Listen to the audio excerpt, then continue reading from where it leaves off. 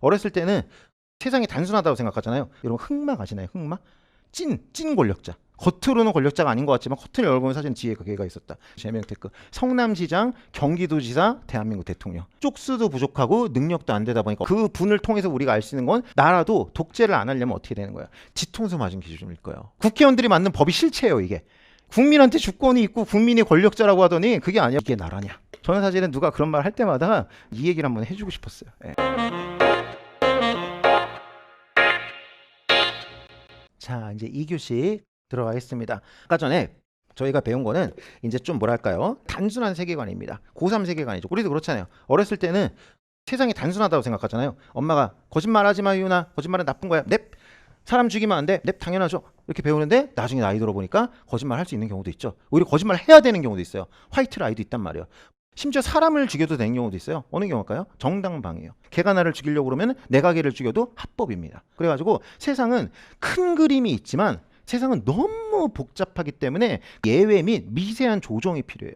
그래서 우리가 좀 전에 배웠던 권력분립의 원칙은 큰 그림이었고요. 거기에서 이제는 좀 대학생스러운 조정이 들어갑니다. 아까 큰 그림도 두 개였습니다. 하나는 나라를 누가 운영하는가, 그리고 어떻게 운영하는 거였습니다. 그래서 누가 운영하는가와 관련된 조정을 한번 보겠습니다. 좀 전에 저는 이렇게 말했습니다. 나라는 이 구름 위에 있는 5명이 운영합니다.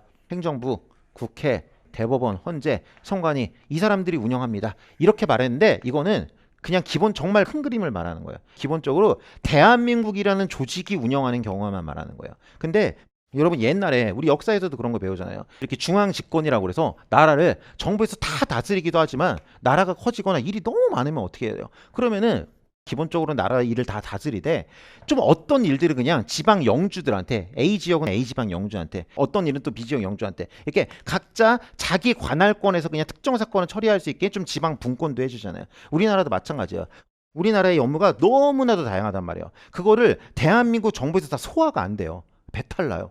그래가지고 어떤 업무들을 이렇게 쪼개줬어요. 그래서 나라를 다스리는 오자, 이거는 대한민국이라는 나라만 전제한 거고요. 사실은 또 하나 작은 나라가 있어요. 지방자치단체. 이런 지방자치단체라는 군소조직을 두어가지고 나라의 통치를 어느 정도 지방에 맡기고 있습니다. 그게 바로 나라를 다스리는 주체와 관련된 내용입니다. 자, 한번 예를 들어 보겠습니다. 여러분들 중에 운전면허를 가지신 분이 있을 겁니다. 그럼 운전면허증을 한번 봐보십시오. 보시면은 이렇게 써 있을 겁니다. 진짜 보란 얘기는 아닙니다. 이제 집에 가서 보십시오. 집에 가서 보시면은 그렇게 써 있을 겁니다. 서울지방경찰청, 인천지방경찰청, 그게 뭐예요? 운전면허는 아까 전에 말한 대로 경찰이 하는 거예요. 경찰은 어디였죠?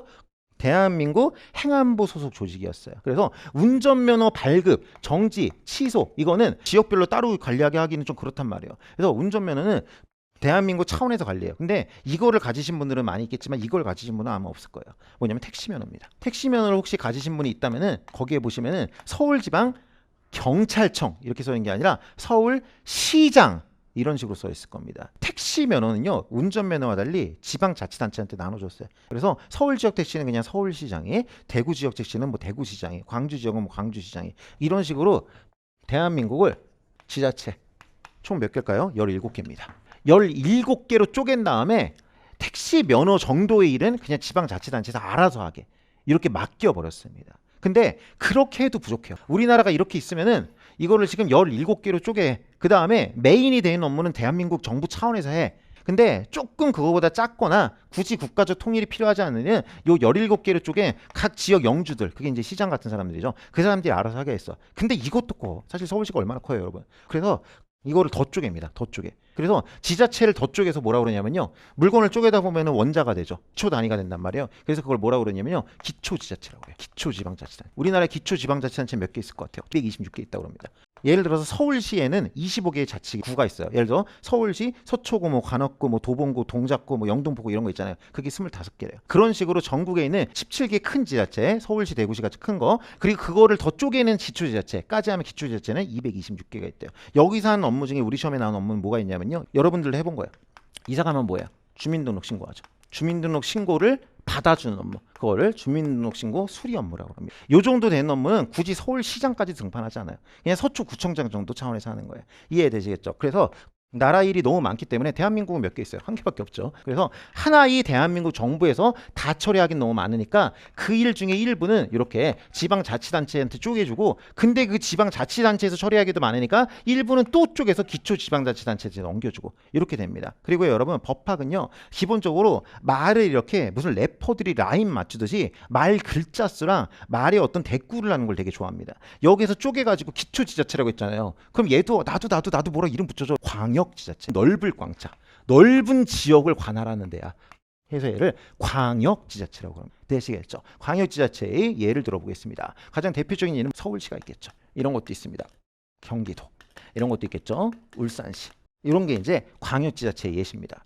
서울시를 더 쪽에서 뭐가 나오죠? 구가 나옵니다. 서초구, 관악구, 동작구. 요게 이제 기초지자체입니다. 경기도도 쪼개면은 이런 게 나옵니다. 성남시 이런 게 나오죠. 그리고 울산시도 쪼개면은 뭐 북구, 남구, 울주군 이런 게 나옵니다. 그래가지고요, 여러분들이 앞으로 시험에 문제를 풀 때 대한민국에 있는 기관들, 여기 뭐 청장, 지방청장, 서장 하면서 그 사람들만 말하는 게 아니라 이 사람들도 나라를 다스리기 때문에 여기 있는 사람들도 나와요. 근데 그렇게 할 때 광역지자체라고 나오는 경우는 거의 없다 보시면 돼요. 왜냐하면 법률이나 판례에서 쓰는 용어가 아니에요. 우리가 그냥 신문에서 쓴 용어에 가까워요. 우리 시험에는 광역지자체라고 안 나오고 뭐라고 그러냐면요, 시도 이렇게 나와요. 왜 그렇게 나올까요? 광역지자체는요 무조건 시나 도로 끝나게 돼 있어요. 그래서 시험에서 시도라고 나오면은 그것은 광역지자체를 일컫는 것입니다. 아시겠죠? 그리고 여기 시의 기관장을 뭐라고 할까요? 시장 있죠? 장. 항상 어른 장자 붙인다고 그랬잖아요. 그래서 여기서는 시장. 그리고 도의장은 누굴까요? 도장? 그건 이상하죠. 도장 찍는 거 스탬프도 아니고 이상하단 말이에요. 그래서 여기서는 도지사 이런 말 씁니다. 그래서 이 사람들도 아까 전에 경찰서장, 경찰청장처럼 우리 시험에 주어로 나오는 분들입니다. 예를 들어 택시면허 문제를 내고 싶으면 시장이 택시면허를 냈다 이런 식으로 나옵니다. 아시겠죠? 그리고 시장과 도지사를 합쳐서 말할 때는요, 법은 또 하나의 특징이 뭐냐면 긴 거 싫어합니다. 저도 그래요. 저도 그래서 줄임말 좋아합니다. 그래서 시장, 도지사 길어. 시도지사. 그러면 어려우니 시장과 도지사를 합한 말이다. 그렇게 이해하시면 되겠습니다. 광역지자체라고 나올 수도 있지만 거의 안 나옵니다. 시도라고 나오고 시도지사라고 나옵니다. 여기는 뭐라고 그럴까요? 여기는 기초지자체라고 말하는 게 아니라 시, 군, 구 이렇게 말합니다. 여기도 시로 끝나거나 군으로 끝나거나 구로 끝나기 때문입니다. 그래서 시험에서 시군 구라는 말이 나오면 그건 기초지자체를 일컫는 것입니다. 그리고 여기에 짱들이 이름을 뭘까요? 시의 짱은 시장이겠죠. 군의 짱은 군장? 이상하단 말이에요. 그래서 여기서는 군수라고 합니다. 군수. 구의 짱, 구장? 야구구장도 아니고. 그래서 여기는 구청장.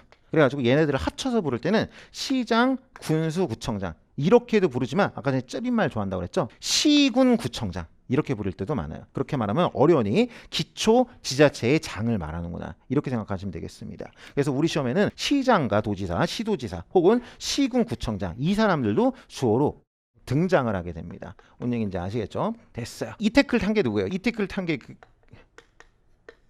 존맛탱이 아니라 제명테크죠. 제명테크. 성남시장, 경기도지사, 대한민국 대통령. 그 분을 통해서 우리가 알 수 있는 건 기초지자체장, 광역지자체장, 대한민국장.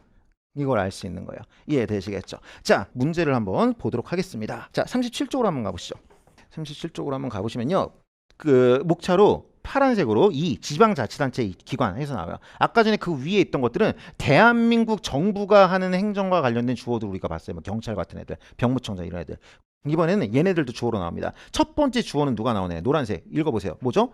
시도지사. 얘가 나왔네요. 시장, 도지사 길어요. 시도지사 이렇게 말합니다. 그러면 여러분은 어떻게 해요? 어련히 광역지자체장 이렇게 생각을 하시면 되겠습니다. 자, 그 다음에 두 번째 사례는 뭡니까? 도봉구청장. 이렇게 나오네요. 구청장 나왔네요. 그럼 뭐야? 얘네 기초지자체장. 얘네들이 우리 시험에 주어로 나온 애들입니다. 자, 그 다음에 세 번째로 한번 가보시죠. 누가 나옵니까? 시장, 군수. 이렇게 나오네요. 시장, 군수. 그럼 뭐야? 시장과 군수.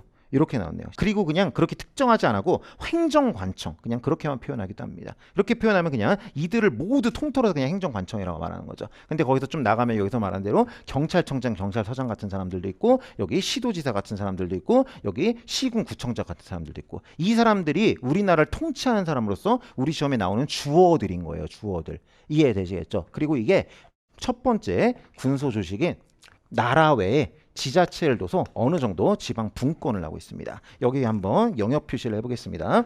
아까 전에 요분들 높으신 오형제들 요 사람들만 나라를 지배하는 줄 알았는데 그렇지 않더라. 그렇지 않고 여기에 보는 바와 같이 광역지자체인 서울시, 기초지자체인 서초구 이런 걸로도 나라를 다스리더라. 그리고 여기 보니까 아까 전에 유인이가 말한 운전면허 말고 택시면허. 운전면허는 아까 여기 있었죠. 운전면허 여기 있었는데 택시면허는 광역지자체 차원에서 면허 부여 업무를 담당을 하더라. 그리고 여기 주민등록 신고를 받는 걸 수리한다고 합니다. 주민등록 신고를 받는 업무는 구청장, 기초지자체 차원에서 하는구나. 이런 것을 알게 되겠습니다. 그리고 우리가 이제 센스가 있다면 이제 이런 생각이 드는 거죠. 아까 전에 나라도 독재를 안 하려면 어떻게 되는 거예요? 집행을 하는 곳과 룰을 만드는 곳을 구분하는 게 기본이라고 그랬죠. 그래서 국회에서 룰을 만들고 그 다음에 행정부에서 그거를 집행했잖아요. 즉 국회에서 만들면은 대통령 휘하의 조직에서 집행을 했잖아요. 지자체도 마찬가지 아닐까요? 지자체도 시장이 알아서 다 해버리면 치독재가 되지 않을까요? 그래서 여기도 나눠서요.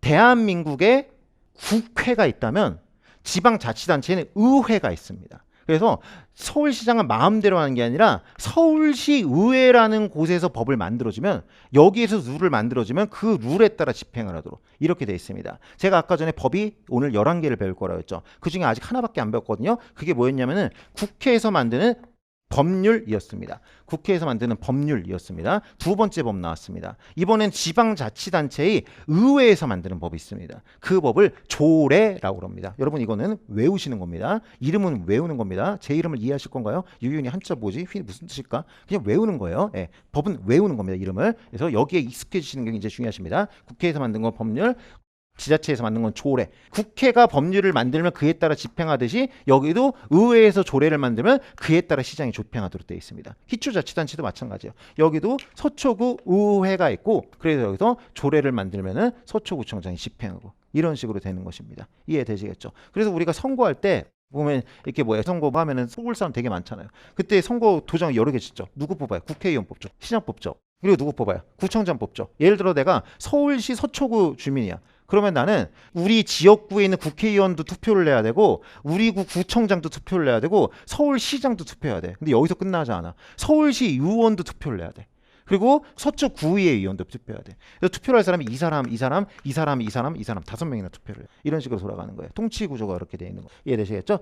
이게 첫 번째 군소 조직입니다. 나라를 잘 다스리기 위한 첫 번째 군소 조직. 자, 그 다음에 이번에는 이제 두 번째 군소 조직으로 한번 가보도록 하겠습니다. 지자체도 한번 쳐보겠습니다. 이렇게 되는 거예요. 이분들도 위에서 우리들을 이제 다스리고 있는 거예요. 그리고 참고로요, 나라를 상대로 해서 다스림을 받는 사람을 국민이라고 그러고요.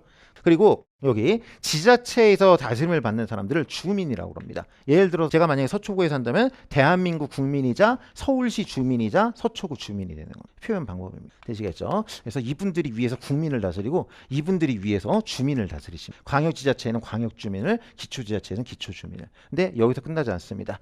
여기에서 조직이 하나 또 있습니다. 나라를 다스리는 조직이. 공기업이라고 들어보셨나요? 얘네도 나라를 다스립니다. 얘네는 회사거든요, 회사. 근데 뭐 이렇게 꼭 맞는 얘기는 아니지만은 그래도 대충 이런 식으로 생각하면 좀 이해하기가 편합니다. 공기업이라는 건요, 국가나 지자체가 자기가 직접 하기에는 조금 껄쩍지근하거나 조금 비효율적인 일을 자기 손에 뭐 안 묻히려고 회사를 하나 출자해서 세운 다음에 회사를 통해서 그 일을 하는 곳들이 보통 공기업입니다. 우리 시험에서 나오는 공기업은요, 두 개가 나옵니다. 주로 하나는 뭐냐면 LH.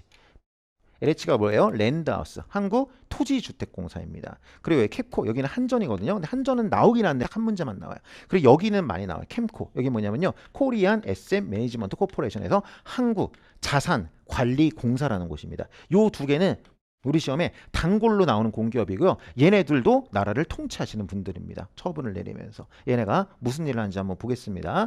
캠코. 얘가 하는 건 뭐냐면요, 얘가 하는 것 중에 우리 시험에 나온 건 이 공매. 여기나 이 공매라는 거래요. 공매가 뭐냐면요, 이런 거예요. 아까 전에 여기 연예인 A 말씀드렸죠. 연예인 A가 과세처분을 받았어요. 수입이 안 해가지고 과세처분을 받았어. 근데 얘가 돈도 많이 벌지만 돈을 더 많이 쓰는 애야. 버는 것보다 많이 써. 그래가지고 세금을 낼 돈이 없어. 세금을 안 내고 있어. 세금을 안 내고 있으면 어떡하나요? 뭐 할 수 없지 하고 그냥 포기하나요? 아닙니다. 뭐 배째 뭐 그러면은 진짜로 배를 째요. 국가는 어떻게 하냐면요, 그러면은 걔네 집에 갑니다. 걔네 집에 간 다음에 봐요. 뭐 이 새끼 돈 될 거 없어요? 봐. 이 집 제 거라는데요. 이게 얼마야? 2억짜리래요. 알았어, 그럼 팔어. 이렇게 합니다. 그걸 뭐라고 하면 공매라고 그래요. 공적 매각이에요.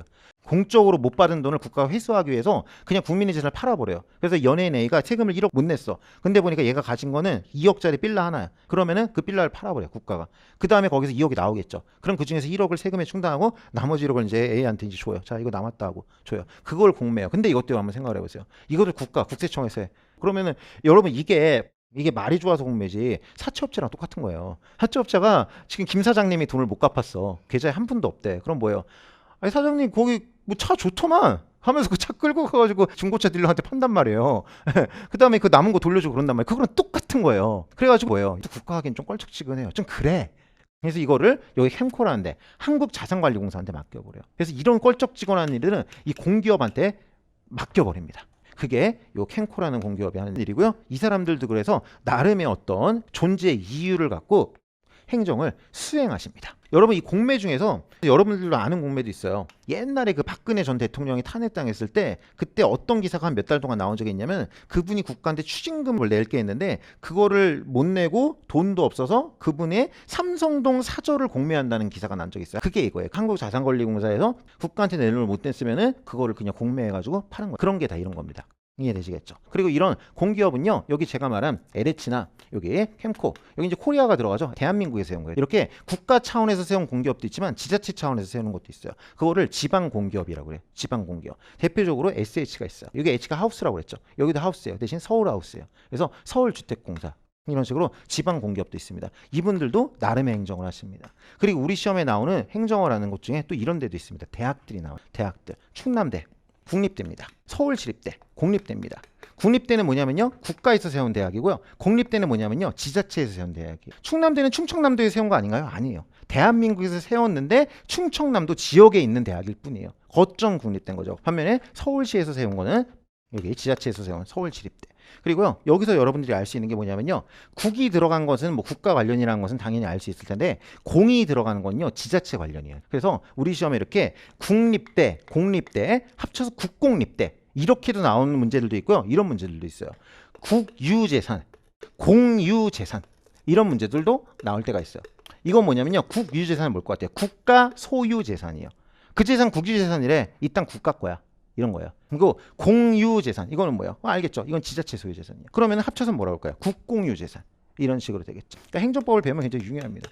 이거 공유재산이래. 안 배웠으면 그거 공유거래? 돈 많이 벌었나 보다 이렇게 되겠지만은 우리는 이제 공유재산은 지자체 소유재산인 겁니다. 되시겠죠? 자, 그럼 한번 직접 확인해 보겠습니다. 이 사람들도 우리 시험에 주어로 나오시는 분들이에요. 자, 한번 보겠습니다. 38조 거기 한번 주어 한번 봐봐요. 노란 형광펜. 한국자산관리공사가 나오네요. 한국자산관리공사. 여기 나왔네요. 얘가 뭐 하는 게 나와요? 얘가 공매하는 게 나오고 있네요. 파란색. 그 다음에 뭐가 나와요?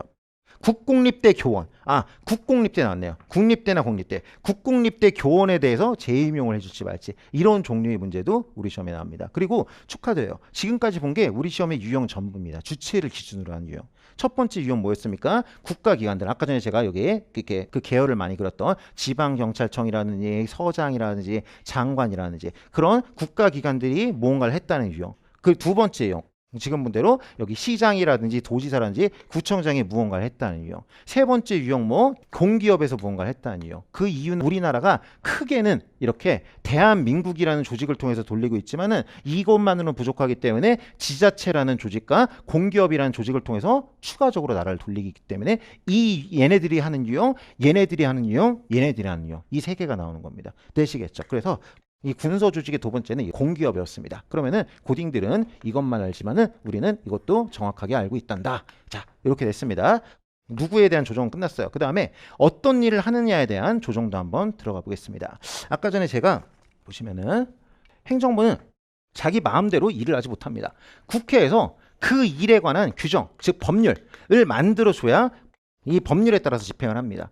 이 얘기를 거꾸로 하면 어떻게 될까요? 일을 하려면 법이 있어야 돼요. 그렇잖아요. 일을 할 때는 법에 따르래요. 그럼 일을 하려면 법이 있어야 되잖아요. 근데 한번 우리 생각을 해봅시다. 이게 얼마나 허황된 얘기인지. 좀 전에 봤던 고3 세계관이 얼마나 허황된 얘기인지 한번 생각을 해봐요. 제가 감사원이라는 곳에서 근무를 했었거든요. 거기는 뭘 하냐면요, 뭔가 국가나 지자체 산림 내지 행정과 관련된 곳에서 잘못이 없는지를 감시한 일이에요. 그래서 걔네들한테 감시를 받는 기관을 뭐라고 그러냐면요, 감시를 당하는 기관이라 해서 피감기관이라고 그래요. 피감기관. 이 피자가 뭔가를 당한다는 거예요. 피해자가 뭐예요? 해를 당한 사람이죠. 이거는 감시를 당하는 기관을 피감기관이라고 그래요. 그래서 감사원의 피감기관이라는 것은 결국은 좀 거칠긴 하지만 행정을 하는 기관이라고 보시면 돼요. 근데 감사원의 피감기관 수가 몇 백 개, 몇 천 개, 만 개 단위. 1번, 2번, 3번 중에 어느 정도 될 것 같아요? 많으니까 물어보지 않았을까요? 이거예요, 이거. 하부 주직까지 하면은 거의 2만 개 육박한데 15,000개인가? 그 정도 되는데요. 그러면 여러분 한번 생각을 해봅시다. 감사원의 피감기관이라는 실제로 감사원에 책자가 있어요. 자기들도 몰라요. 자기들도 어디 갔다가 여기 우리 피감기관인지 몰라요. 사정 같은 게 있어. 그래서 봐서 뭐야 여기도 우리 감시 대상이네. 자기들도 몰라요. 너무 많아가지고 이렇게 돼 있어요. 그래가지고 그럼 여러분 한번 생각해 봅시다. 이 얘기는 치안에서 말하면은 행정을 하는 기관의 수가 10,000개가 넘다는 얘기거든요. 근데 여러분 하나의 기관에서 하나의 행정만 할까요? 그런 기관이 있을 수가 없고 너무 비효율적이죠. 그래도 기관마다 그래도 몇십 개 일은 하지 않겠어요? 근데 그 일마다 다 법이 있어야 되는 거예요. 법대로 집행해야 되니까 행정부는 지 맘대로 하면 안 되고 국회에서 법을 만들어줘야 돼. 그럼 한번 생각해 봅시다. 기관이 10,000개 단위라면은 업무 수는 뭐 그냥 예를 들어서 한 30만 개, 수십만 개는 될 거예요. 업무의 수는. 근데 이게 업무가 이 정도 있어요. 한마디로 빨리 법을 만들어주세요. 법이 있어야 업무를 할 수 있으니까요. 라고 하고 있는 업무는 이렇게 많이 있는데 심지어 시대가 바뀌고 현대화에 따라 계속 추가적인 법이 필요한데 국회의원 몇 명이에요? 300명이에요. 300명. 근데 아까 전에 국회의원들이 법을 만들어야 이 업무를 할 수 있대요. 그럼 국회의원 300명이 30만 개 업무에 대한 법을 만든다 할 수 있을까요? 못해요. 한 명이 하나씩 만들어도 한 명이 1,000개 만들어야 돼요. 불가능해요. 불가능해. 그래가지고 국회에서 법을 만들고요. 행정부는 그 법에 따라서 행동을 합니다. 그렇게 함으로써 권력 분립이 지켜집니다. 짝짝짝 하는 얘기는 사실은 이제 약간 아름다운 세상, 이상적인 세계관이고 실제 현진의 현실에 들어오면은 국회의원이 법을 못 만듭니다. 만들고 싶어도 못 만들어요. 쪽수가 안 돼요. 쪽수가 너무 적아. 300명밖에 안 돼서 불가능합니다. 그리고요. 동시에 부적절해요. 왜냐하면요. 국회의원들은 뭐 정치인이고 훌륭한 분들이겠지만 국민의 신임을 받는 거지 어떤 업무에 관한 전문가는 아니란 말이에요. 예를 들어서 이 업무 중에 이런 업무가 있어요. 대기 오염물질을 배출하는 공장을 생각해봐요. 그런 공장에 막 들어서면 되겠어요? 안 되겠죠. 오염물질을 어느 일정 수준 이하로만 배출해야 될 거예요. 그래서 많이 배출하면 허가를 안 해주고 조금 배출해야 허가를 해줄 거예요. 그럼 어느 정도가 많이고 조금인지 기준이 필요하겠죠. 법이 필요해요. 이거는 허용해주고 이건 허용해주지 말아라. 암모니아는 30ppm 넘으면 해주지 말아라. 뭐 염화수소는 12ppm 넘으면 해주지 말아라. 이게 필요해요. 그걸 국회의원이 할 수 있겠어요? 물론 알 수 있는 분도 있겠지만은 보통의 국회의원이라면 알 수가 없단 말이에요. 근데 그건 누가 잘하냐면은 행정부에 있는 환경부 국장은 할 수 있어요. 왜? 환경부 국장 그 일만 20년 한 사람이야. 그래서 아까 전에 말씀드렸죠. 국민과 직접 맞닿아가지고 일을 하는 건 행정부예요. 여기는 조직도 크지만 동시에 전문성이 있어요. 늘 국민과 소통하면서 업무를 해오기 때문에 여기에 전문성이 있어요. 그러다 보니까 어떻게 되냐면요. 아까 전에 법을 만드는 것을 입장, 여기 국회가 한다고 말은 했지만 얘가 할래야 할 수가 없는 상황이다 보니까 쪽수도 부족하고 능력도 안 되다 보니까 어떻게 하냐면요. 그거를 잘할 수 있는 행정부한테 입법도 맡겨버립니다. 원래는 내가 할 일이지만 난 못해. 포기? 환경부에서 좀 해주시지 않을래요? 하고 맡겨요. 그걸 뭐라고 그러냐면요. 원래 입법은 국회가 해야 될 국회 입법이지만 행정부가 해버렸다 해서 행정입법이라고 그래요. 행정입법. 이해되시겠죠? 이게 두 번째 미세 규정이에요. 국회의원이 300명밖에 안 되기 때문에 국회에서 룰을 만들고 행정부가 집행한다는 건 사실은 허황이에요. 허황. 불가능합니다. 그래서 입법도 행정부가 하는 게 태반입니다. 한번 실제로 확인해 보겠습니다. 이쪽으로 한번 와보시면요. 자, 요게 제가 아까 전에 말씀드린 대기 오염물질을 배출하는 시설에 대해서 함부로 허용할 수 없기 때문에 기준을 정해야 된다는 것과 관련된 법입니다. 자, 봅시다. 국회의원들이 만드는 법을 법률이라고 한다고 그랬죠? 맞아요. 대기환경보존법이라는 법이 있어요. 국회의원들이 만든 법입니다. 유희윤이가 국회의원들이 그런 거 못 만든다고 하더니 만들었네? 자, 한번 실체를 봅시다. 국회의원들이 만든 법의 실체를. 국회의원들이 만든 법을 보면요. 대기환경보존법이라는 법률 16조에 이렇게 되어 있습니다. 대기오염물질 배출시설에서 나오는 오염물질은 몇 ppm일까 궁금해서 딱 까보니까 환경부에서 정하세요. 이게 다예요. 얘네가 만든 법이라는 것은 우리는 여기서 못한다고는 안 써있죠. 못한다고는 안 써있지만 그 말이 숨겨있는 거예요. 할 수 있으면 지가 하지 왜 시켜요. 못하니까 써있는 거란 말이에요. 이건 우리가 못하니까 환경부에서 하세요. 그게 법이에요. 국회의원들이 만든 법이 실체예요. 이게. 이걸 환경부에서 할 것을 법으로 정한다. 이게 답니다. 왜요? 지들은 못하니까. 여기서 환경부령이라고 하는데 환경부에서 만든 법을 환경부령이라고 합니다. 아까 전에 제가 법 이름 11개만 된다고 그랬죠? 그 중에 하나가 이 부령이란 거예요. 그건 좀 이따 말씀드리고 여하튼 간에 우리는 국회에서 못함, 그러니까 환경부에서 하기 바람 이렇게 한 거예요. 그래서 환경부에서 환경부령이라는 이름으로 실제로 기준을 마련하는 겁니다. 이게 행정부에서 법을 만들어서 이게 행정입법입니다. 이게 국회입법이고 고딩들은 국회입법만 생각하지만 우리들은 행정입법도 하는 거죠. 그리고 여기 환경부에서 뭐라고 했는지 봅시다. 법 16조 1항 이거죠. 법 16조 1항에서 거기에서 나한테 기준을 만들라고 그랬다. 그에 따라서 만들겠다. 라고 말한 거야. 그에 따라서 허용 기준을 만들었는데 그것은 별표 8과 같다. 별표가 8개가 있다는 얘기가 아니에요. 그게 아니라 별도의 표가 있는데 그중 8번째 표라는 겁니다. 한번 가보겠습니다. 요겁니다. 요거를 가보면요. 환경부에서 이렇게 표를 만들어 놨어요. 한번 읽어볼까요? 대기 오염물질이 굉장히 길어요. 수십 장이에요. 수십 장. 그중에 일부를 가져온 거야. 암모니아라 치면은 그게 우린 뭔지도 몰라. 비료 및 질소 화합물 제조 시설 중에서 유기질 비료 제조 시설일 경우 암모니아 기준은 30ppm 이하일 것이야. 아 이거는 법이지. 아까 전에 국회의원들이 만든 법이란 건 뭐야? 허용 기준은 환경부가 정하셈. 여러분들이 공장 사장님이라고 생각해봐요. 얼마나 허탈하겠어요. 아, 나 지금 공장 하려고 하는데 암모니아 지금 25ppm 나면 이거 될까? 궁금해서 지금 법을 찾아봤어. 법을 찾아보니까 환경부에서 정하셈 끝. 이거야. 아이씨. 무슨 이제 환경부 법을 찾아보겠지. 환경부 법 찾아보면 나오는 거야. 환경부에서 뭐라고 그래? 30임 이렇게 나온 거죠. 그럼 이건 법이 맞아. 이건 법이 맞아. 보면서 아싸 나 25니까 나 공장할 수 있음. 이렇게 되는 거죠. 근데 만약에 환경부 장관이 법을 개정했어. 야 20으로 바꿨어. 그럼 이제 못하는 거야. 이렇게 되는 거야. 그래서 이게 찐법이에요. 이게 찐법. 그리고 이렇게 이걸 보면 느끼시겠지만 국회에서 만든 법은요. 기본적으로 굉장히 추상적입니다. 높으신 분들이기 때문에 큰 그림을 그려주십니다. 자 기준 정해봐. 환경부가 정해라. 회장님 같은 거죠. 기준 정해. 저거는 임상부가 해봐. 약간 이런 식인 거예요. 대신 오더는 내가 내린 거야. 원래 국회에서 룰을 만든다는 그 큰 원칙은 어긋나잖아. 그래서 큰 오더를 내리죠. 환경부에서 정하라는 정도의 오더를 내리죠. 그게 국회에서 만든 룰이고 그에 따라서 환경부에서 디테일한 잡무를 보는 거예요. 30ppm으로 정한다. 이런 식으로. 그래서 실질적으로 국민한테 의미 있는 입법은 행정을 통해서 이루어진 경우가 많습니다. 이것을 행정 입법이라고 합니다. 이해되시겠죠? 근데 이러한 행정 입법이요. 지금 우리는 환경부에서 정하는 경우만 봤는데 실제로는 훨씬 많습니다. 자, 여기 한번 보겠습니다. 좀 전에는 우리는 국회에서 법률을 만들면 행정부에서 집행하는 이 얘기만 했다. 이거는 고딩들 얘기고 실제 어른들 세계는 다르단다. 얘가 법률을 만들어도 그거 가지고 부족해요. 애초에 만들지도 못해. 얘가 하는 거라고 그냥 환경부에서 해보세요. 이게 다예요. 그래가지고 이렇게 아까 전에 예를 든 것처럼 각 부한테 법을 만들라고 시키는 데가 있어요. 그렇게 했을 땐 부에서 법을 만들어요. 그걸 뭐라고 했냐? 부에서 만든 명령이라고 해서 부령이라고 그래요. 그래서 그거는 기재부 장관이 정한다 하면 기재부령이에요. 그거는 환경부 장관이 정한다? 그럼 환경부령이에요. 그거는 법무부 장관이 만들어봐라? 그럼 법무부령이에요. 이해되시겠죠? 그래서 여러분들이 아까 전에 법률이라는 법 이름을 배우셨죠? 그리고 또 뭐가 있었어요? 의회에서 만든 조례라는 법 이름을 배우셨죠? 근데 그거 말고 또 뭐가 있는 거예요? 이게 부령이라는 법 이름도 있는 거예요. 다 법인 거예요. 만든 사람에 따라 다른 거예요. 국회의원들이 만들었다 법률, 지자체 의회에서 만들었다 조례, 부장관이 만들었다 부령. 이렇게 되는 거야. 그리고 장관들한테 시킬 때도 있지만요. 장관보다 위에 있는 총리나 대통령한테 시킬 때도 있어요. 아, 이거는 여기 장관한테 시키긴 그렇고 이거는 국무총리가 한번 만들어 보세요. 그러면 국무총리가 만들어야 됩니다. 그걸 뭐라 그러냐면요. 총리가 만들었다 해서 총리령이라고 합니다. 그리고 이거는 행정부 통수권자인 대통령이 만들어 보세요. 이렇게 시킬 때도 있어요. 그럼 그걸 뭐라고 그러냐면 대통령이 만들었다 해서 대통령령이라고 합니다. 굉장히 쉽죠? 그래서 행정부에서 만드는 거는 이렇게 세 개가 있어요. 대통령한테 시켜서 만드는 거 대통령령, 법률에서 대통령한테 시켜서 만드는 거, 국무총리한테 시켜서 만드는 거, 총리령, 장관한테 시켜서 만드는 거, 부령. 벌써 법 이름 3개 더 배우셨습니다. 그래서 국회에서 만드는 법률, 지자체에서 만드는 조례, 그리고 대통령이 만드는 대통령령, 국무총리가 만드는 총리령, 그리고 각부 장관이 만드는 부령.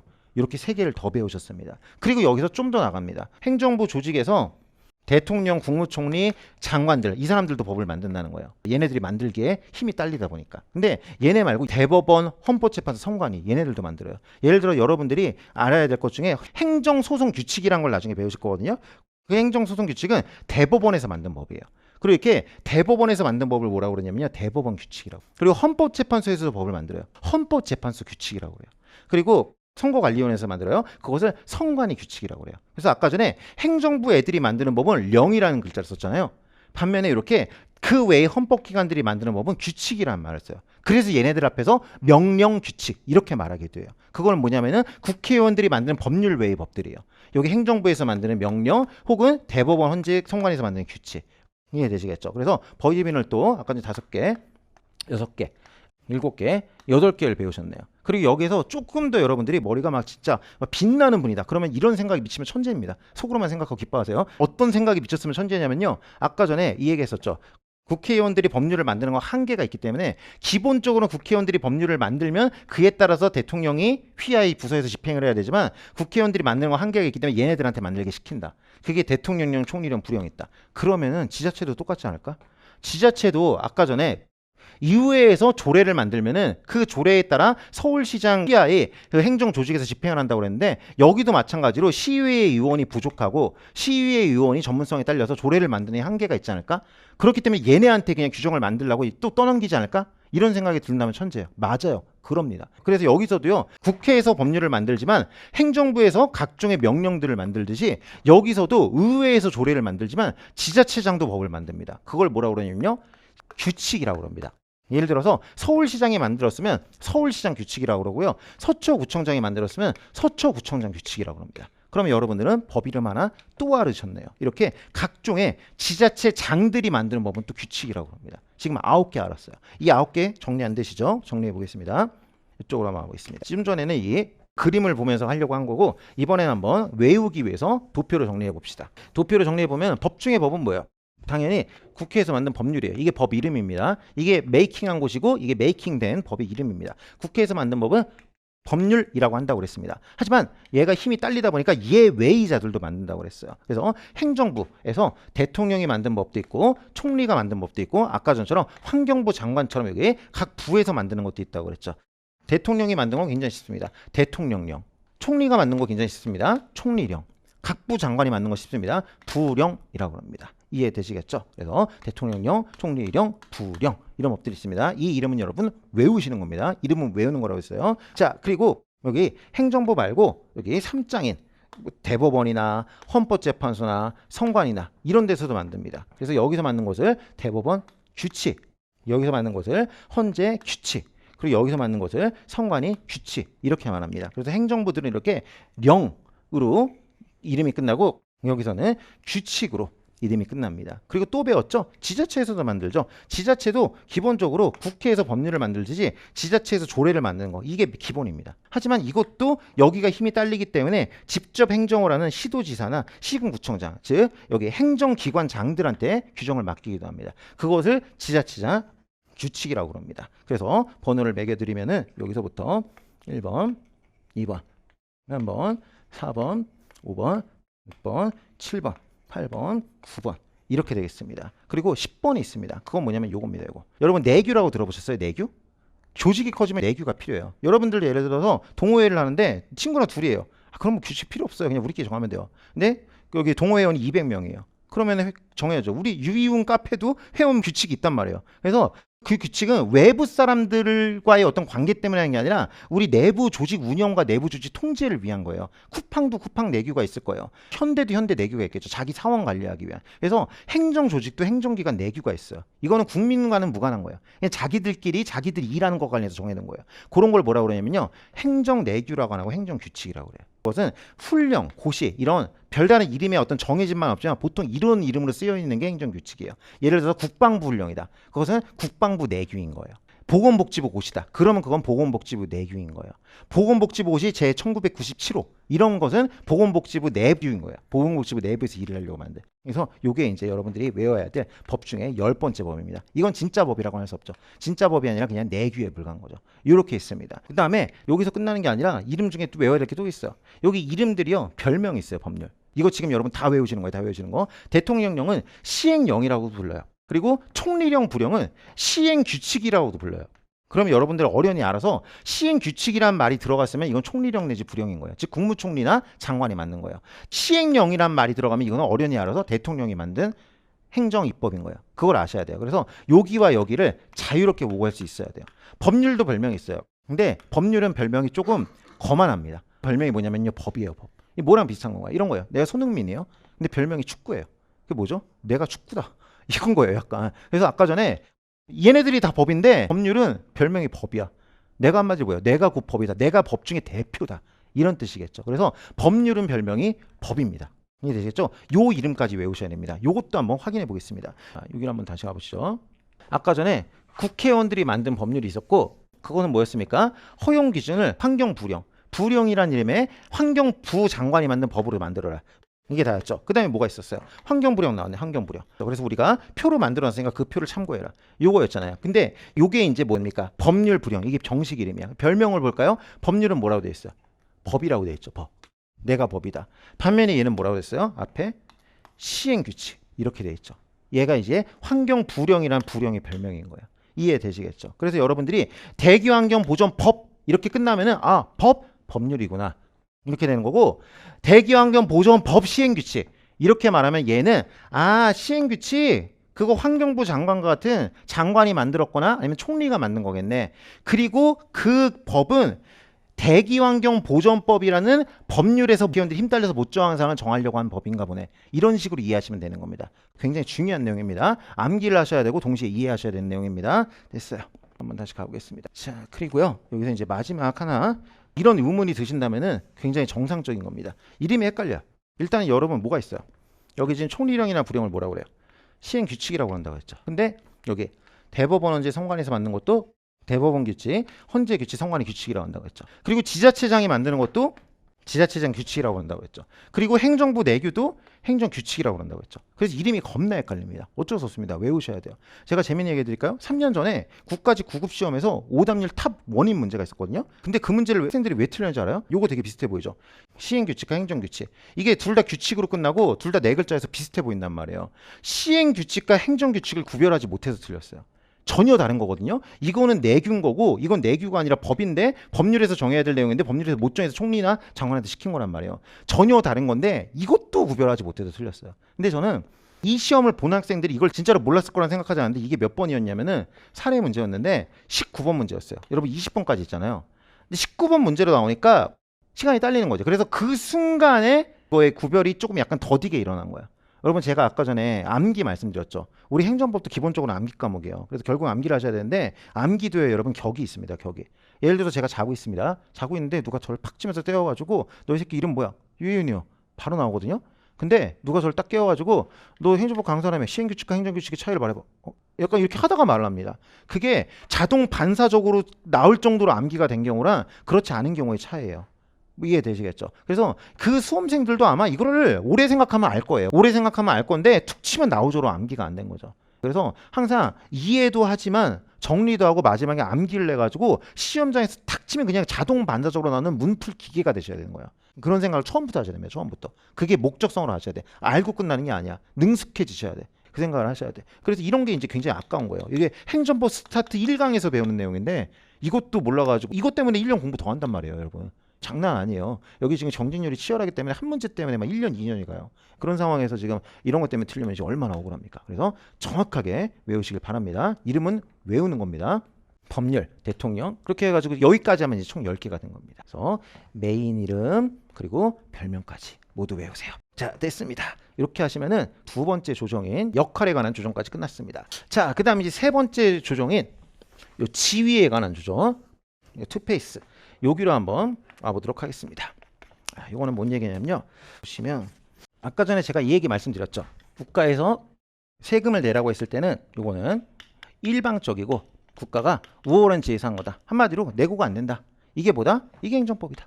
반면에 여기 국민이 의작값 가지고 다툴 때 이때는 그거 아니야. 여기서는 그냥 대등한 관계에서 내고 합의, 서로 간에 딜이 돼야 돼. 파는 놈과 사는 놈 사이 합의가 돼야 돼. 합의에 의해서 성립되는 것이고 이것은 양자가 대등한 관계이기 때문이다. 그래서 이것을 민법이 적용되는 사법관계라고 그럽니다. 반면에 이것은 행정법이 적용되는 공법관계라고 그런다. 그런 얘기를 들었어요. 근데 이거는 딱 고3까지고요. 여기서 이제 좀 더 나가 보겠습니다. 이런 경우가 있습니다. 좀 전에 세계관을 다시 봐봐요. 여기는 되게 쉬워요. 국가와 국민의 관계는 국가가 위에 있으니까 행정법. 반면에 국민과 국민끼리 싸웠을 때는 서로 수평한 관계에 있으니까 민법. 되게 쉬웠어요. 되게 쉬웠는데 자, 이런 경우 생각을 해봐요. 또 국가가 나왔어. 근데 이번에는 국세청이 세금을 내라고 한 게 아니야. 국세청이 롯데백화점 가서 의자 사는 거야. 이번에 세모모를 100명을 뽑았어. 의자 100개 사야 돼. 그래서 롯데백화점에 사요. 그리고 이때도 자, 네, 국세청 들었지? 우월적 지위, 일방적 결정, 의자 얼마예요? 뭐 정가 30만 원 됐고 닥치고 내가 일방적으로 정하는 이 만 원에 100개 주셈 이렇게 할 수 있어요? 말도 안 되겠죠. 근데 아까 전에 제가 말한 얘기로는 국가와 국민과의 관계에서는 얘가 일방적으로 정하는 관계고 얘네들끼리의 관계에서는 합의해야 된다고 그랬잖아요. 근데 이것도 국가랑 국민과의 관계 아니에요? 그렇잖아요. 근데 국가와의 국민과의 관계지만은 이런 관계에서마저도 얘가 일방적이고 우월적으로 그냥 금액을 정해버리고 한다면 이상하단 말이에요. 이걸 뭐라고 그러냐면요. 국가의 이중적 지위라고 합니다. 국가는 기본적으로는 이런 얼굴을 갖고 있습니다. 우월적 지위에서 국민을 다스리는 얼굴. 이게 기본적인 얼굴입니다. 하지만 국가도 경우에 따라서는 시장에 내려서 일반인과 마찬가지로 흥정을 해서 물건을 살 때도 있습니다. 그게 국가의 두 번째 모습입니다. 이때는 더 이상 국가가 우월적 지위에 있는 행정관청이 아니라 그냥 민간인과 똑같은 위치인 겁니다. 물건 살 때 국가라고 해서 뭐 그런 게 어디 있어요. 그렇기 때문에 이때는 아무리 국가가 국민과 의작각과 관련된 다툼이 벌어졌고 그 다툼이 국가와의 관련된 다툼이라 하더라도 민법이 적용되는 거예요. 이때는 일반 민간인과 똑같기 때문에 이해되시겠죠. 옛날에 이런 분이 있었거든요. 노무현 대통령이라는 분이 있었어요.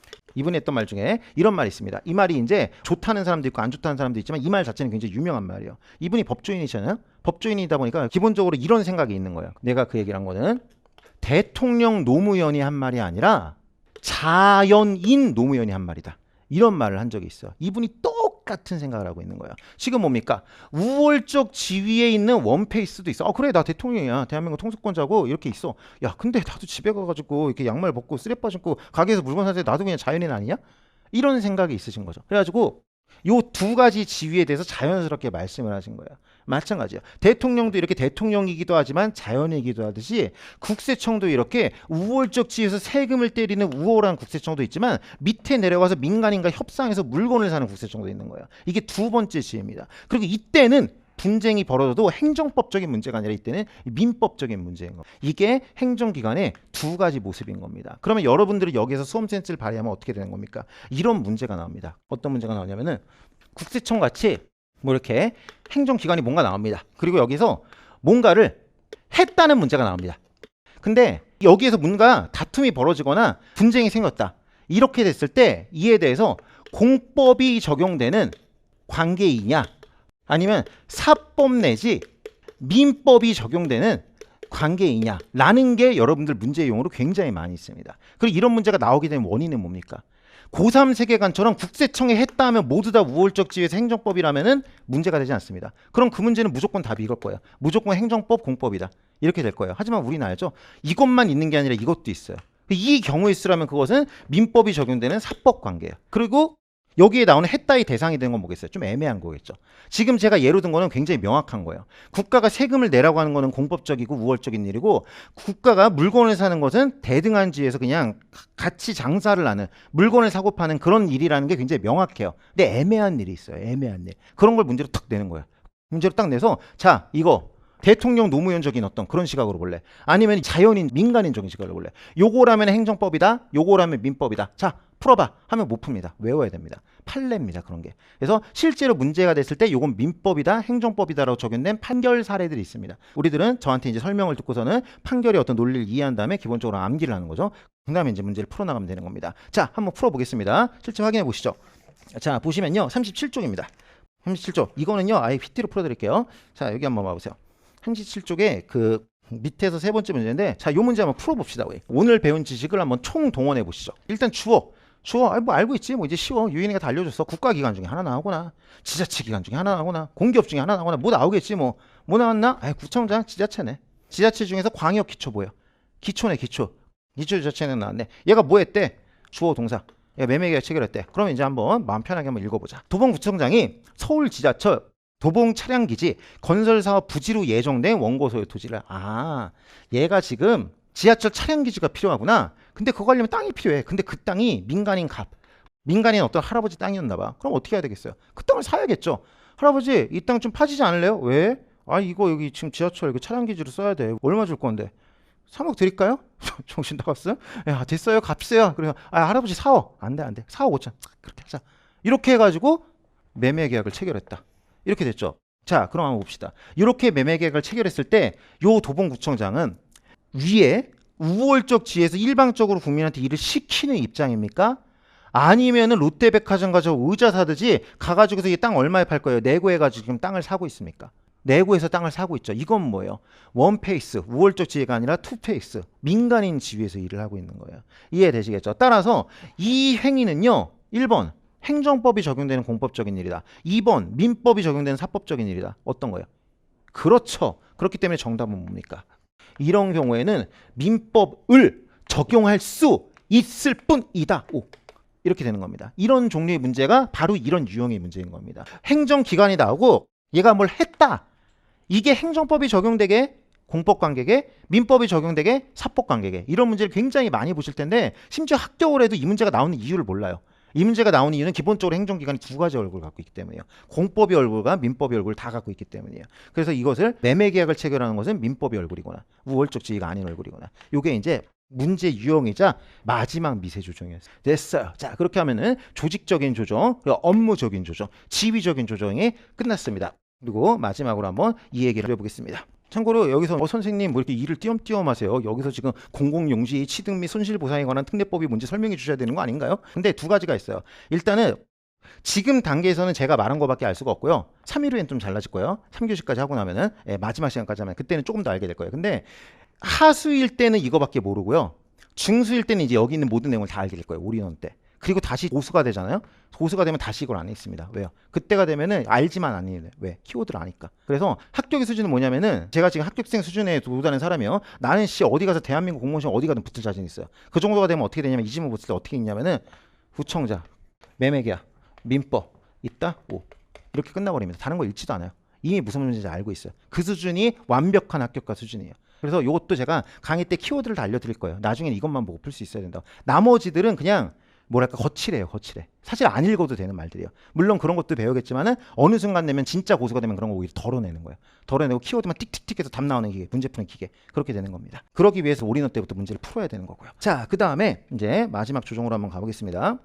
오늘 저한테 이제 나라가 어떻게 운영이 되는지 잘 얘기를 들어봤어요. 지금까지 한 거 한번 정리해보면 얘기를 해봅시다. 고3 세계관, 상권 분립 세계관이죠. 국회가 법을 만듦, 행정부가 법을 집행, 대법원이나 헌재와 같은 사법부에서 그를 통제. 이게 이제 고3적인 법과 사회적인 세계관. 근데 이것을 조금 약간 대학 교양 수준으로 한번 디테일화 시켜보자. 그렇게 하면 이게 나라만 있는 게 아니야. 그런 게 아니고 나라가 어떻게 다 하냐. 지자체도 있어. 공기업도 있어. 지자체 다시 둘로 나뉜, 광역이랑 기초로 나뉜. 그래서 이렇게 나라 행정부만 하는 게 아니라 지자체 행정부, 공기업 이런 식으로 나뉘게 돼. 그리고 법률? 야, 국회에서 규정 다 만들 것 같아? 택도 없지. 300명이 그거 하겠냐? 못해. 얘네 못하고 여기 행정부에서 오히려 법을 더 만들어. 그래서 여기에서 집행만 하는 줄 알았지? 아니야. 얘네가 입법도 하더라. 그거를 행정입법이라고 하더라. 요거. 그리고 야, 너 행정부가 위에 있어서 행정법 적용되는 거만 봤지? 놀라운 얘기 해줄까? 행정부도 쓰레빠 신고서 국민이랑 똑같은 높이로 내려올 때가 있다? 물건 사러 내려올 때가 있다? 이때는 행정부도 밑에 있어서 이때 민법 적용됨. 이 얘기한 거예요 지금. 그래서 이 그림이 다 되면 이제 오늘 한 얘기가 된 거야. 근데 요 얘기를 한번 들어보시면 여러분들 어떤 생각이 들어요? 이런 얘기를 들어보면 뭐 그럴싸하지만 약간 기분이 나쁠 수가 있어요. 왜 나쁘냐면요. 제가 분명히 어렸을 때 송강호 씨가 주연을 하는 변호인이라는 영화를 본 적이 있단 말이에요. 거기서 보면은 이런 대사가 나옵니다. 대한민국 주권은 국민에게 있고 모든 권력은 국민으로부터 나온다. 헌법 1조 2항이에요. 근데 개풀 국민은 요 밑에 있고요. 위에서 이 신선들이 나를 괴롭히고 있는다는 얘기일 뿐이에요. 그 얘기를 지금 겁나 멋지게 했을 뿐이에요. 결국은 국민은 얘네들이 지배를 받는다. 국민한테 주권이 있고 국민이 권력자라고 하더니 그게 아니야. 국민은 피지배자고 얘네가 지배자라는 얘기밖에 안 했어. 유의원에는. 그래서 뭔가 좀 이상하다는 생각이 들어야 돼. 그래서 그 마지막 단추 말씀드리겠습니다. 지금 우리가 얼핏 생각해 보면요. 얘네들이 나라를 다스리는 것 같고 우리는 피지배자처럼 보여요. 하지만 아닙니다. 사실은 여러분 흑막 아시나요? 흑막?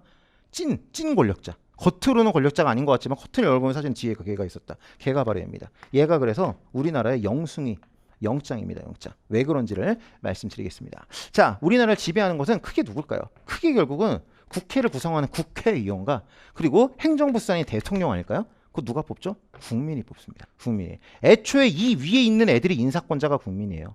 그 사람을 임명하는 게 납니다. 내가 선거라는 방법으로 임명을 하죠. 주기적으로. 4년 내지 5년 주기로 얘네를 갈아치웁니다. 일 못해? 바꿔. 법률 마음에 안 들어? 바꿔. 행정부 일 못했어? 다음 바꿔.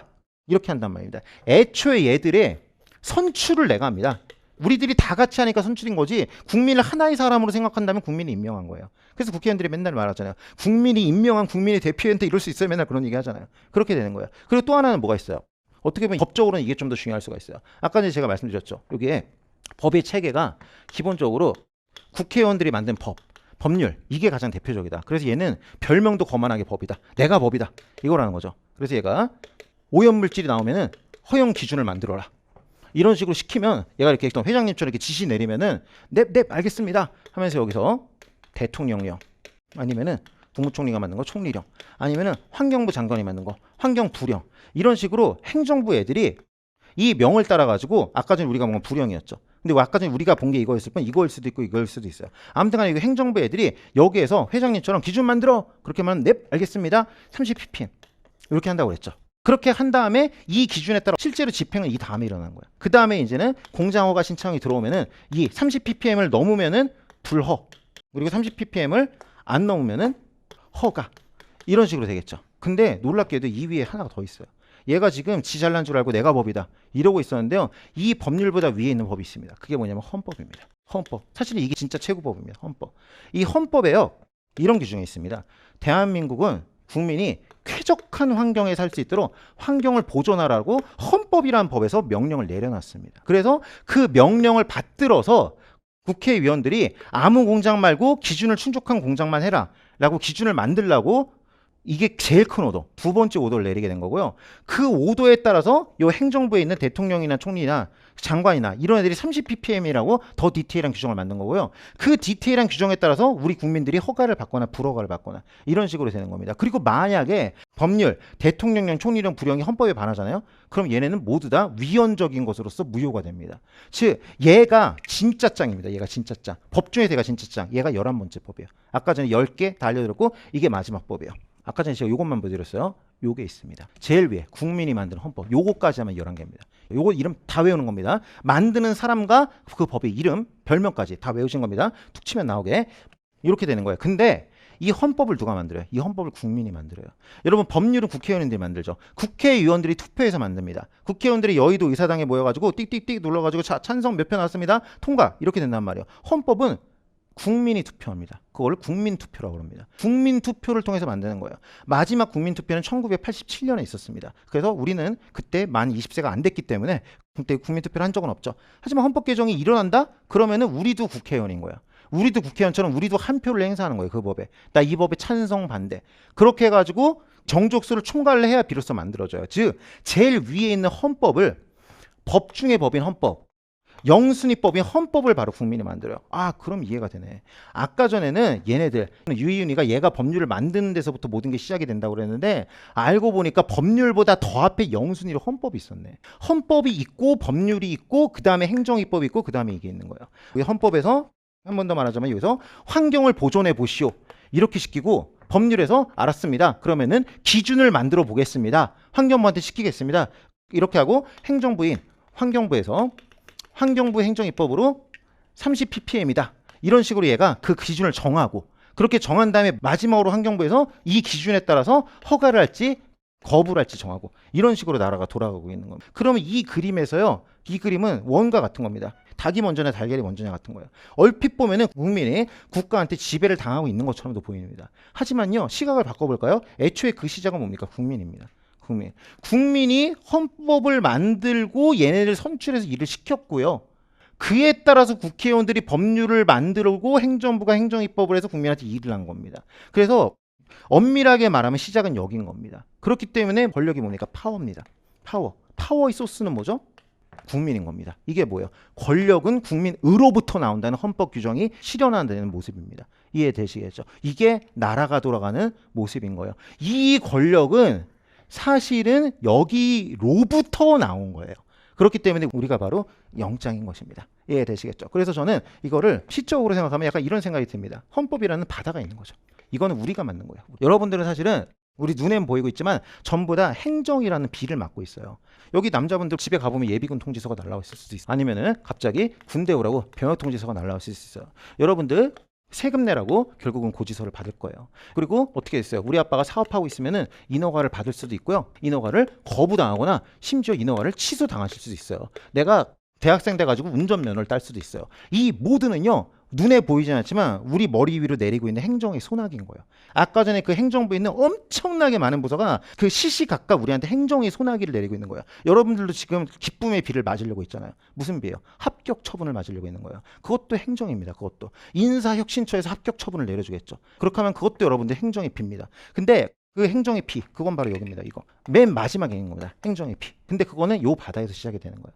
이 헌법이라는 바다에서 시작해서 법률이라는 강을 거쳐 행정입법이라는 냇물을 지나 이게 구름이 돼가지고 비로 우수수수수 이렇게 내리고 있는 겁니다. 그래서 이 구조, 이 느낌, 여기서 말하는 바다에서 행정이 소나기로 가는 이 느낌을 이해하셨다면은 이제 충분한 행정법을 배우기 위한 어떤 행정법적인 기반이 아주 충실하게 몸이 닳아지신 거예요. 그래서 이 사람들 그리고 이 행위들을 기억을 하십시오. 오늘 많은 것들을 배우셨습니다.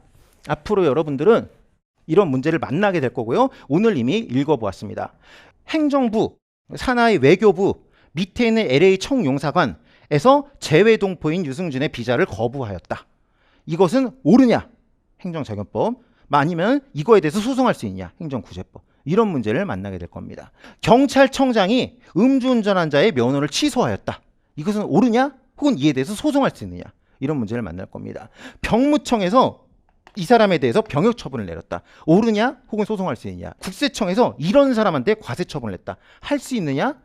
아니면은 이 사람이 소송할 수 있느냐? 이런 문제를 볼 겁니다. 그게 바로 이들이 주어가 되고 이러한 행위들이 나오고 있는 모습입니다. 시도지사가 그런 짓을 하였다. 시군구청장이 그런 짓을 하였다. 한국자산관리공사에서 공매를 하였다. 한국토지주택공사에서 대집행을 하였다. 그런 문제들을 볼 겁니다. 그게 여러분들이 보는 모든 문제입니다. 문제 유형은 결국 이렇게 세 가지 중에 하나로 나오게 돼 있고 주체를 기준으로 세 가지 국가기관, 지자체기관, 공기업 그리고 또 이렇게 나눠보면 또 두 가지 그렇게 할 수 있느냐 아니면 소송할 수 있느냐 그렇게도 나눠볼 수가 있습니다. 자 됐어요. 그것을 기억하라는 얘기입니다. 그게 결국 누가 무엇을 했는데 할 수 있는지 소송할 수 있는지가 우리가 만나게 될 지문들 앞으로 이제 행정법 100점을 맞기 위해서 그리고 또 다음 시간부터 풀어볼 지문들이라는 얘기입니다. 이 프랙티스 1은 안 풀었지만 프랙티스 2부터는 이제 전부 풉니다. 전부 풀 거야. 자 됐습니다. 잘 따라오신 것 같아요. 예전에 이런 말이 유행한 적이 있어요. 이게 되게 재밌었거든요. 이게 나라냐 이게 나라냐 이런 말이 있었거든요. 예, 저는 사실은 누가 그런 말 할 때마다 한번 이 얘기를 한번 해주고 싶었어요. 그때는 그 사람한테 이 그림을 보여주시면 됩니다. 이 그림을 보여주시면 돼요. 여러분은 이제 다 아시죠? 이 그림? 다 설명드렸잖아요. 그래서 이게 나라예요. 이게 나라다. 여러분들이 이제 나라법인 행정법을 배우기 위한 법학 교양을 대학생 수준으로 충분히 갖췄고 다음 시간부터는 이제 스트레칭이랑 런닝 끝났으니까 본 운동에 들어가도록 하겠습니다. 자, 수고하셨습니다. 저는 여기에 남아 있어서 오랫동안 질문을 받으니까요. 질문하실 분들은 자유롭게 질문하세요. 오늘 수고하셨습니다. 감사합니다. 합격생들도 사실은 잘 구별을 못하는 경우가 많거든요. 이런 문제의식 자체가 없어요. 이것을 합격해도 모르거든요. 우리는 처음부터 구별해 봅시다. 행정법적인 문제라는 건요. 결국은 이 두 가지로 귀결되게 돼 있어요. 이거를 합격생들도 사실은 잘 구별을 못하는 경우가 많거든요. 근데 우리는 한번 여기서 시작 첫 단추를 한번 잘 끼워봅시다. 행정법적인 문제는 두 개예요. 하나는 뭐냐면요. 행정부가 이 집행을 할 때 애초에 집행을 잘하면 국민이 잃을 일이 없단 말이에요. 그렇기 때문에 이 집행을 잘하게 하기 위한 법을 탐구하는 영역이 있어요. 그걸 뭐라고 그러냐면요. 행정 집행을 어떻게 할지에 관한 법리를 세워주는 영역이라고 그래서 행정집행법이라고 그래요. 행정집행을 이렇게 해. 그럼 문제 없을 거야. 그게 우리 탐구 영역 중에 하나고요. 근데 아까 전에 말씀드렸죠. 이 집행이라는 용어를 별로 안 좋아해요. 좀 사용집행 같잖아요. 그래서 행정작용법 이런 말을 써요. 요게 행정의 한 영역이에요. 행정 집행 내지 행정 작용에는 무엇이 있고 그것을 어떻게 해야 되는지 그것을 살펴보는 게 행정법의 절반이에요. 여러분들이 이제 내일부터 저랑 같이 행정 작용의 유형으로 행정행위 내지 처분, 공법상계약, 행정지도, 각종의 실효성 확보 수단 여러 가지들을 배우게 될 거예요. 행정조사라든지. 근데 그러한 행정작용들의 종류, 즉 행정집행들의 종류와 그것을 어떻게 해야 되는지 알아보는 영역을 행정작용법 영역이라고 그러고요. 이걸 잘못하면 어떻게 되겠어요? 잘못하면은 국민이 소송하는 거예요. 그리고 국민이 소송하면은 대법원이나 헌법재판소가 통지하는 거예요. 근데 이런 소송이나 헌법소원도요 간단하지가 않아요. 예를 들어서 대법원에 전화해서 거기 대법원에 저 지금 이상한 거 당했거든요. 끊고 그런 게 아니에요. 그런 걸로 소송이 되면 변호사가 왜 필요하겠어요. 소송을 하는 방법 자체가 굉장히 복잡해요. 소송을 할 수 있는 요건도 굉장히 어려워요. 그래서 그렇게 잘못된 집행을 당했을 때 국민이 이것을 이르는 법, 즉 소송하는 법, 소원하는 법 그런 것들을 배우는 영역이 있어요. 그리고 당연히 그런 게 문제로 나오겠죠. 그리고 이렇게 국민이 소송이나 소원을 제기했을 때 법원이나 헌법재판소가 어떻게 통제해야 되는지, 어떤 판결을 내려서 통제해야 되고 그 판결은 어떤 효과가 있는지 그런 걸 배우는 영역이 있어요. 결국은 뭐예요? 위법한 집행을 당한 국민을 구제하는 과정인 거예요. 국민이 이것에 대해서 이르고 얘가 이것을 취소하는 등 통제하면서 국민이 위법한 데서 구제를 받는 거예요. 그래서 그 영역을 뭐라고 그러냐면요. 행정 구제 법 이렇게 말해요. 그래서 우리 행정법은요 크게 행정작용법과 행정구제법 요게로 나눠져 있고요. 저 같은 경우는 행정법을 1번 테마부터 81번 테마까지로 총 80일 조각으로 설명을 드리고 있는데 그 중에서도 이 부분을 배우는 게 테마 13번부터 테마 49번 제일 많은 포션을 차지하고요. 이 부분을 배우는 게 50번에서 70번을 차지하고 있어요. 나머지 71번에서 81번과 1번에서 12번까지는 약간 짜투리 같은 그런 것들이에요. 그래가지고요. 요게 결국은 행정법의 몸뚱아리라고 볼 수 있는데 여러분 제가 퀴즈를 내볼게요. 요 행정작용법과 행정구제법에서 공통되는 세 글자를 저한테 알려주세요. 행정법이죠. 예, 맞아요. 그래서 우리가 배우는 행정법은 결국은 행정작용법과 행정구제법이 합집합이 결국 행정법이에요. 제가 아까 전에 쉽게 나라법이라고 그랬는데 그걸 좀 더 정확하게 말하면은 나라는 어떻게 해야 되는지에 관한 법. 그리고 나라가 그것을 잘못했을 때 국민이 구제받는 법. 그 두 개를 각각 행정작용법, 행정구제법, 합해서 행정법. 이렇게 배우는 겁니다. 그러다 보니까 자연스럽게 우리들의 문제 유형도요. 두 가지로 양분이 됩니다. 국가가 어떻게 해야 되는지를 물어보는 행정작용법 적용이 문제가 있고요. 국가가 잘못했을 때 국민이 구제를 받을 수 있는지 구제를 받기 위해서 어떻게 하는지를 물어보는 행정구제법적인 문제가 있습니다. 이것을 합격해도 모르거든요. 우리는 처음부터 구별해 봅시다. 자, 36쪽으로 한번 가보시죠. 두 번째 지문을 봐보세요. 운전면허 취소 사유에 해당하는 어떤 얘기들이 나오죠. 그걸 제가 한번 풀어드릴게요. 이게 실제로 어떻게 된 거냐면요. 이 양반이 대구 분이셨어요. 대구의 주소지를 준 분이었는데 여수에 놀러 가셨어요. 그래가지고 음주운전을 했어요. 여수에서. 그렇게 했는데 적발이 된 거예요. 근데 아까 전에 말씀드린 대로요. 운전면허 정지는 서장이 하고요. 운전면허 취소는 청장이에요. 그리고 보다 정확하게 말하면요. 운전면허 정지는 적발한 지역 서장이 하고요. 운전면허 취소는 그 사람 주소지 청장이에요.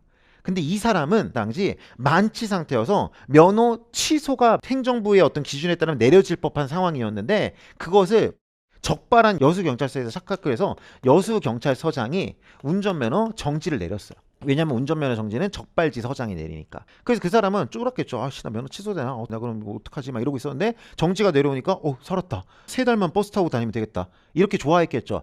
그랬는데 며칠 있다가 대구에서 날라온 거예요. 설렜냐 하면서 야 우리가 다 알았어 지금 어떻게 되는지 하면서 대구에서 문제를 바로 잡는다고 여기 청장이 야 설레지 마 너 취소야 하면서 이걸 내린 거예요. 그럼 국민은 어떤 생각이 들까요? 뒤통수 맞은 기준일 거예요. 물론 음주운전한 건 잘못했어요.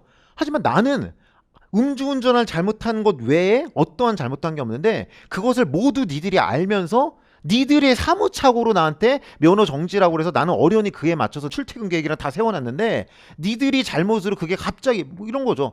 합격하셨습니다. 다음 달부터 출근하셔서 엄마 나 붙었대. 그렇게 했는데 아우 사무착오로 불합격이네요. 뭐 약간 이런 느낌이잖아요. 아 내가 불합격은 원래 맞았다 쳐도 니들이 날 설레게 만들었잖아. 그렇잖아요. 그거 니들 잘못 아닌가요? 이런 생각이 든단 말이에요. 이렇게 했을 때 국민이 뒤통수 맞았다고 하면 좀 격이 없잖아요. 그래서 멋지게 뭐라고 하면요. 신뢰를 침해당했거든요. 이렇게 말합니다. 그리고 그렇게 신뢰를 침해하지 말라는 게 신뢰 보호의 원칙이라는 걸 여러분들이 바로 다음 시간부터 배울 거예요. 그래서 이 문제는 뭐냐면요. 얘가 음주운전을 적발했는데 그것을 적발한 서장이 정지를 내렸어. 착오를 내가지고 원래는 청장이 취소를 해야 됐는데 그래서 얘는 이걸 믿고서 계획을 세운 상태야. 근데 이 와중에 이거 취소를 날리면은 얘의 신뢰를 침해해서 하면 안 되는 것일까? 아니면 그래도 아무튼 네가 뭐 운전면허 한 건 사실이잖아. 취소장에 따지 하면서 할 수 있는 것이니까. 즉 이미 정지를 내린 상태에서 취소를 하는 게 될까 말까를 물어본 문제예요. 읽어보겠습니다. 운전면허 취소 사유에 해당하는 음주운전을 적발했대요. 원래 취소돼야 돼요. 그것을 여수경찰서에서 적발했어요. 그래놓고서는 소속경찰서장, 여수경찰서장이 사무착오로 니들이 착각해서 운전면허 정지 처분을 한 상태에서 그것을 받아놓고서 지금 설레고 있는 정지도 끝났구나 다행이다 잘 막았다 하고 있는 상황에서 위반자의 주소지 대구지방경찰청장이 아니야 넌 취소 이렇게 했다. 이렇게 만약에 했다면 당사자의 신뢰를 침해하는 것으로 볼 수 없다. 이렇게 말했는데 이게 결국은 당사자의 신뢰를 침해하니까 하면 안 되는 것이냐 당사자의 신뢰를 좀 침해하더라도 할 수 있는 것이냐를 물어본 문제입니다. 그러면 이 문제의 유형은 행정부가 이러한 집행을 하는 것이 옳으냐 틀리냐를 물어보는 겁니까? 아니면은 잘못된 집행을 했을 때 국민이 소송할 수 있느냐를 물어보는 겁니까? 1번입니까? 2번입니까? 1번입니다. 이러한 집행을 해도 돼 말아도 돼를 물어보는 거예요. 먼저 정지를 내렸음 근데 이제 와서 취소 집행을 하려고 함? 이게 되는 거임? 이걸 물어보는 문제예요. 이게 행정작용법 문제인 거예요. 그리고 이 문제의 답은요, 하면 안 됩니다. 국민의 신뢰를 침해하기 때문에 이런 걸 하면 안 되고 이런 걸 하면 위법합니다. 이해되시겠죠? 요건 행정작용법 문제예요. 그러면은 그 다음 질문 한번 가볼까요? 병무청장이 병역법에 따라서 병역 의무 기피자의 인적사항을 인터넷 홈페이지에 올렸대요. 제가 아까 전에 말씀드렸죠? 쪽팔림 아니고 수치심 을 일으켜가지고 군대를 안 갈 수 없게 만들려는 행정부의 작용 중에 하나라고. 이런 걸 명당 공표 방법의 실효성 확보 수단이라고 해서 우리가 나중에 배울 겁니다. 3일째 정도에 배울 거예요. 아무튼 간에 병무청장이 이런 식으로 얘 이름을 인터넷에 올리기로 이렇게 공개 결정을 했대요. 그 공개 결정은 소송이 대상이 된다. 이런 질문이네요. 이 질문을 해석해보면 뭘까요? 지금 병무청장이 예를 들어서 아픈 날을 군대에 끌고 갔다. 그 정도가 됐으면 소송을 할 거라고 생각을 해. 소송을 안 하면 안 될 거라고 생각이 들어. 근데 그 정도는 아니야. 그냥 이름을 올렸어. 굳이 그것 가지고 소송까지도 허용을 해야 될까 말아야 될 거라는 생각이 있는 거예요. 여러분들도 마찬가지잖아요. 예를 들어서 친구가 나랑 밥 안 먹는다고 소송할 거예요? 그건 아니잖아요. 그건 아니지만 친구가 날 때리면 그때는 소송하겠죠. 그래서 정도가 있단 말이에요. 소송을 할 수 있는 정도의 것과 소송할 수 있는 없는 정도의 것이 있단 말이에요. 이 문제의 취지는 뭐냐면요. 병무청장이 나를 강제로 끌고 간 것도 아니고 그저 인터넷에 이름을 올린 정도도 소송을 할 수 있는 대상이 되는지를 물어보는 거예요. 자, 그럼 이 문제는 뭡니까? 병무청장이 그런 것을 해도 되는지 말하는지를 물어보는 겁니까? 병무청장이 그런 짓을 했을 때 소송을 할 수 있는지 없는지를 물어보는 겁니까? 소송을 할 수 있는지를 물어보고 있는 거예요. 그런 짓을 당했는데 소송할 수 있는가? 지문이 뭐라고 그랬어요? 소송이 대상이 되는 것이다. 소송이 되는 것이 아니다. 이렇게 물었잖아요. 요 정도도 소송이 됩니다. 소송이 돼요. 중요한 건 이런 문제는 이런 짓을 당했을 때 소송할 수 있는지를 물어본 문제고요. 이거는 행정구제법 문제인 거예요. 거기 이제 4번 외교부 법무부로 가셔서요. 거기에서 외교부 법무부의 첫 번째 지문을 보세요. 보면은 외국인 갑 이게 중국 여성분이셨어요. 그분이 결혼 이민 비자 신청. 이게 뭐냐면요. 그분이 대한민국 남성이랑 결혼했는데 우리나라에 들어와서 살아야 되겠죠. 그렇기 때문에 그때 나오는 게 결혼이민 비자예요. 그래서 결혼이민 비자를 신청을 했는데 중국 소재의 영사가 거부를 한 거예요. 그 거부 사유는 경제적인 어떤 권이 안 된다는 그런 이유였어요. 그래가지고 중국인 분이 대한민국 남성과 결혼해서 우리나라에 들어오려고 했는데 비자를 거부당했다라는 상황이에요. 밑에서 두 번째 줄 끝을 가봐요. 이 외국인은 그에 대해서 취소를 구할 법률상 이익이 있다 이렇게 나오는데 앞으로 취소를 구할이라는 말이 나오면은 취소하라는 소송을 할이라고 이해하시면 됩니다. 우리 시험은 당연히 소송을 전제하고 있기 때문에요. 여기서 취소를 구한다는 건 법원이나 헌법재판관 사법기관이 있는 거예요. 그래서 뭔가 취소해달라고 구한다는 건 법원에 소송을 제기한다는 의미예요. 그럼 이 지문은 외국인이 우리나라에 들어오려다가 빠꾸를 먹었을 때 그에 대해서 행정부가 그런 일을 할 수 있는지 없는지를 물어보는 겁니까? 그런 일을 했는데 소송할 수 있는지 없는지를 물어보는 겁니까? 소송할 수 있는지를 물어보는 거예요. 그렇기 때문에 이것은 행정구제법 문제인 겁니다. 정답은 못합니다. 이런 생각이 있는 거예요. 항상 법적인 문제는 애매한 데서 뭔가 논쟁의 여지가 있는 데서 시작돼요. 잘 생각해봐요. 소송은 기본적으로 누구한테 허용해야 될까요? 미국에 있는 제임스한테 허용해야 될까요? 한국에 있는 유이윤 국민한테 허용하는 거예요. 기본적으로 대한민국 국민이 대한민국 나란 일에 대해 소송하는 거지 미국에 있는 제임스가 갑자기 대한민국 내정에 간섭하면서 소송하는 건 좀 이상한 거예요. 그래서 기본적으로 대한민국 국민한테 허용되고 외국인한테는 좀 제한이 될 수 있을 거예요. 근데 그냥 외국인이 아니야. 우리나라 사람이랑 결혼해서 들어오려고 하는 외국인이야. 그럼 약간 우리나라에 좀 걸쳐있는 외국인이잖아요. 그럼 이 정도만 허용할 수 있지 않을까? 이런 생각이 있는 거예요. 그럴 때 문제가 나오는 거고 이에 대해서 대법원은 할 수 없다고 그랬어요. 이처럼 대법원에서 이런 소송 못한다고 그랬거든요. 이걸 뭐라고 그랬냐면 대법원에서 판결한 사례라고 그래서 판례라고 그래요. 판례. 여러분들은 앞으로 이 판례들을 많이 배우게 될 거예요. 다 판례요. 다 판례. 아까 전에 운전면허 정지했다가 취소 달리는 거는 신뢰를 침해서 안 된다. 이것도 판결 사례예요. 그리고 여기에서 외국인은 우리나라랑 결혼했다가 결혼이민 비자 안 나와도 소송 못한다. 이것도 판결 사례예요. 이런 게 여러분들 시험에 나오는 거예요. 재판 사례. 이해되시겠죠? 자, 그리고 그 다음 질문 더 가봐요. 귀하허가 나오네요. 제가 안 읽는 부분은 신경 쓰지 마세요. 귀하 신청인이 귀하 요건을 갖춰서 귀하허가를 신청한 경우 외국인 호날두야. 근데 우리나라에 귀하하려고 지금 시험을 겁나 잘 봤어. 요건을 다 갖췄대. 그러면은 법무부 장관은 귀하허가를 해줘야 되냐 말아야 되냐 물어보는 문제예요. 이 문제의 용은 행정부가 어떤 집행을 해야 되는데 이렇게 해야 되는지 그렇게 하면 안 되는지를 물어보는 문제입니까? 아니면 그렇게 해버린 상황에서 국민이 소송할 수 있는지를 물어보는 문제입니까? 1번입니까? 2번입니까? 1번입니다. 요건을 갖춘 국민한테 귀하허가라는 집행을 할지 말지를 물어보는 문제입니다. 그래서 1번 문제인 거예요. 소송할지를 물어보는 게 아니라 귀하허가 해줄지 말지를 물어보는 거예요. 그래서 이것은 행정작용법 문제인 거예요. 자, 그 다음 질문을 가보실래요? 그 다음 질문은 좀 쉽습니다. 대검 내부 규정으로 검찰총장이 검사한테 경고를 냈대요. 검사가 빡쳤어요. 잘못 뒀는데. 그래가지고 마지막 줄 가봐요. 취소 소송을 할 수 있다. 이건 문제가 좀 노골적이네요. 자, 이 문제는 검찰총장이라는 국가기관이 이런 일을 해서 되는지 안 되는지를 물어봅니까? 아니면 그런 일을 해버린 상황에서 소송할 수 있는지 없는지를 물어보는 겁니까? 소송할 수 있는지를 물어보는 거죠. 그래서 이것은 행정구제법 문제예요. 이해되시겠죠? 그래서 다음 시간부터 이제 이것을 조금 더 선명하게 보시게 될 거지만은 기본적으로 이런 시각을 가지시는 게 좋아요. 행정법이라는 것은 애초에 행정부가 집행을 잘하면 문제가 안 생기기 때문에 여기에서 요건을 갖춘 사람한테 기하학을 해줄지 말지, 아니면은 지금 이미 정지를 날린 상태에서 취소를 할 수 있는지 없는지, 이런 식으로 행정 집행을 그렇게 하는 게 맞는지 틀리는지, 어떻게 해야 되는지 물어보는 종류의 그런 영역이 있고, 동시에 그런 일이 있었을 때 국민이 소송을 할 수 있는지 없는지, 이런 것을 물어보는 영역이 있다. 전자를 행정작용법, 후자를 행정구제법이라고 합니다. 그리고 여기에서 여러분들이 좀 똑똑하시다면은 이미 드는 생각이 뭐예요? 내가 그냥 민간인일 때는 소송을 다 할 수 있는 줄 알았는데 소송을 할 수 있는 경우가 되게 한정적이구나. 우리나라에 들어오려는 외국인은 까여도 소송을 못 하는구나. 그리고 아까 전에 경고를 받은 검사도 소송을 할 수 있는지 안 할 수 있는지를 또 따져봐야 되는구나. 이렇게 소송이 아무 때나 되는 게 아니에요. 소송할 수 있는 경우와 없는 경우가 있어요. 이것도 굉장히 복잡해요. 이게 행정법 문제의 절반이에요. 이해되시겠죠? 자, 됐습니다. 쉬운 행정법 허발못을 법잘알로 쉬운 행정법 외계어를 급식어로 쉬운 행정법 교보도 데리고 간다 씹어 먹여주는 강사